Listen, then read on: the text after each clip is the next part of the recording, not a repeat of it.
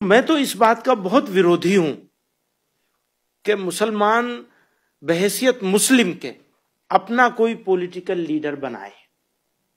इसका विरोधी हूं और इसको मैं मुसलमानों की मुखालिफत समझता हूं।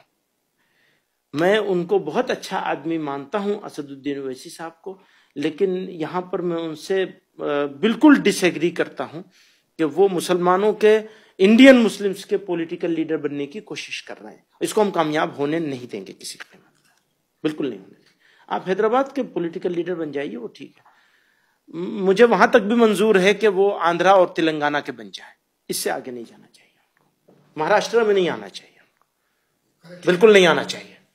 आपकी दूसरे नंबर पर मुसलमानों को बहैसियत मुस्लिम अपना कोई सियासी लीडर नहीं चुनना चाहिए, ये भी गलत सोच है।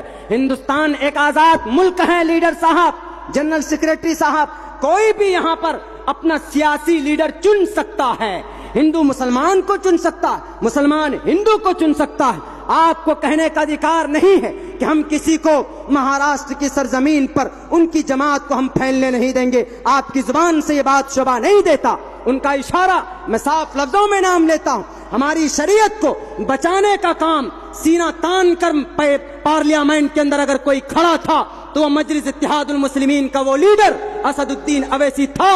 वो हमारा लीडर इस माने कर है कि जब सारे दुनिया के बड़े बड़े एमपी थे वहां पर चुप थे, लेकिन उन्होंने अगर शरीयत को बचाने का काम किया है तो वह हमारा है लीडर। हम मानते हैं सियासी पहलू एतबार से उन्होंने हिंदू को भी, दलित को साथ लिया है और मुसलमान को साथ लिया है, जो कि बहुत ज्यादा गरीब, कुचले और दबे लोग हैं। सीमांचल हिंदुस्तान का सबसे गरीब इलाके के अंदर नाम लिया जाता है, लेकिन सीमांचल की बदहाली के लिए अभी रिपोर्ट पेश करने वाला कोई अभी तक पैदा नहीं हुआ था। यही असदुद्दीन अवैसी ने गरीब, दलित, मुस्लिमों के लिए एक बिल पेश किया सीमांचल के तई, तो वही असदुद्दीन अवैसी है। तलाक के खिलाफ हिंदुस्तान की संविधान को सामने रखते हुए तलाक एक्ट सिविल कानून को क्रिमिनल एक्ट में डालने वाला वो लोग गद्दार हैं जिन्होंने हमारी शरीयत की तरफ, शरीयत को बदलने की बात की। तन्हा आवाज बुलंद करने वाले कहां थे आप?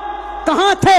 मगरमच्छ के आंसू बाद में बहाते हैं। मासूम बच्चियों का अपहरण कर लिया जाता है, कभी कभी तो निहत्थे लोगों की हत्या कर दी जाती। उस वक्त आप कहां पर बैठे हुए होते हैं? बाद में आते हैं आप मगरमच्छ के आंसू बहाने के लिए। क्यों नहीं हिंदू मुसलमानों को लेकर आप फसाद पैदा होने से पहले फसाद को क्यों नहीं रोकने का काम करते हैं? जब फसाद हो जाता है तब आप दौरा करते हैं। हम आपके समझौते की बिल्कुल मुखालफत करते हैं। हिंदुस्तान सेक्युलर मुल्क है। अगर असद अवैसी साहब ने अगर दलित के खिलाफ, दलित के लिए उनका हक लेने की बात की है तो हम उनके साथ हैं। बल्कि किसी भी मजलूम की आवाज कोई भी बंदा अगर उठाता है, हम अगर उठाते हैं तो हमारा साथ होना चाहिए। आप में कोई लीडर अगर उठाता है, आपके करीब का अगर कोई सियासी लीडर उठाता है तो आपको उनका साथ होना चाहिए, उनका विरोध नहीं करना चाहिए।